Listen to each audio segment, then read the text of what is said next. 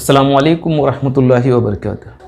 आप सुवम जमात से अशरियाई अदाद को पढ़ते आ रहे हैं रुपयों पैसों को लिखने के लिए, और वज़न को और फिर लंबाई की पैमाइशों को आसानी से पढ़ने के लिए हम अशरियाई नुक्ता का इस्तेमाल करते हैं। मैं चंद मिसालें यहाँ पर लिखता हूँ। रुपये यहाँ लिखने का मतलब यह है कि यहाँ इकाई और इकाई के बाद वाले मकामात रुपये हैं। जाहिर है कि अशरिया के बाद वाले ये मकामात पैसे होंगे। इसको हम पढ़ेंगे 45 रुपये 35 पैसे। दूसरा इसी तरह से इकाई के मकाम और उससे पीछे के जितने मकामात हैं, बाईं तरफ वाले जितने मकामात हैं वो मीटर हैं। 450 मीटर 60 सेंटीमीटर। इसको हम पढ़ेंगे 60 सेंटीमीटर, क्योंकि ये डेसीमीटर है और ये सेंटीमीटर है। दो मकामात दिए हैं, इसको सेंटीमीटर पढ़ेंगे। अगर ये 6 दिया जाता 60 सेंटीमीटर पढ़ेंगे या 6 डेसीमीटर पढ़ेंगे। दूसरी एक मिसाल देखिए, किलोमीटर यहां लिखने का मतलब यह हुआ कि इकाई और इसके बाईं तरफ वाले किलोमीटर हैं।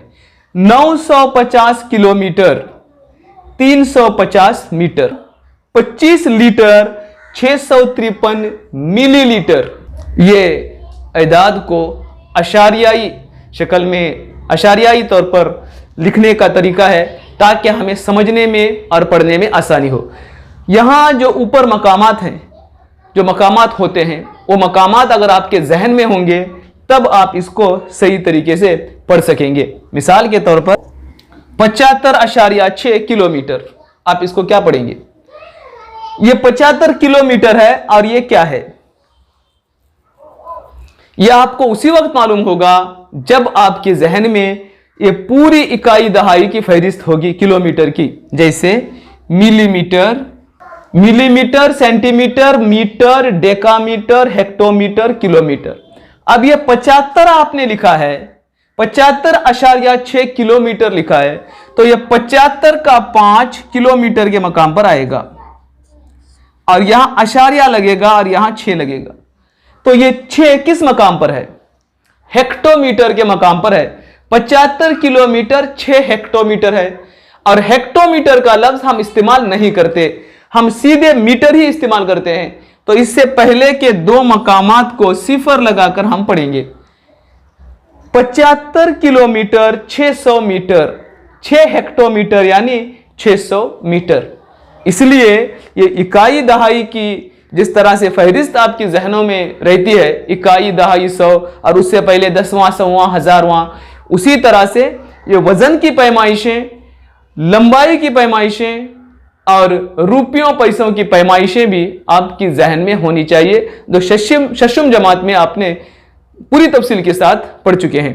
वरना ऐसे जब दिया जाए तो ये कितने मीटर है ये आपको पहचानने में मुश्किल होगी और आप इसको 6 मीटर कहेंगे, हालांकि वो 6 मीटर नहीं है बल्कि 600 मीटर है। यहां अगर सिफर लगा दें या न लगा दें, अगर यहां 4 भी सिफर कितने भी सिफर लगा दें, यहां ये 600 मीटर ही होगा, इसलिए कि इसका मकाम हेक्टोमीटर है। इधर सिफर लगाने से कोई तब्दीली नहीं होती। मिसाल के तौर पर एक अदद दिया गया है, इसको आप क्या पढ़ेंगे? इसको हमेशा आप 36 पढ़ेंगे, चाहे इधर 50 सिफर लगा दिए जाएं, आप इसको 36 ही पढ़ेंगे। ऊपर हमने कुछ भी नहीं लिखा है, कुछ नहीं लिखा है, यानी ये इकाई है और ये दहाई है, और फिर उसी तरह से इधर सैकड़ा, 1000, 10,000 होता चला जाएगा। उसी तरह से आप एक अदद यहां देखिए, इसको आप क्या पढ़ेंगे? 37.2, इसको पढ़ेंगे 37.2, क्योंकि वो 10वें मकाम पर है। अब यहां कितने भी सिफर लगा दो, इस 2 की कीमत में कोई तब्दीली नहीं आती।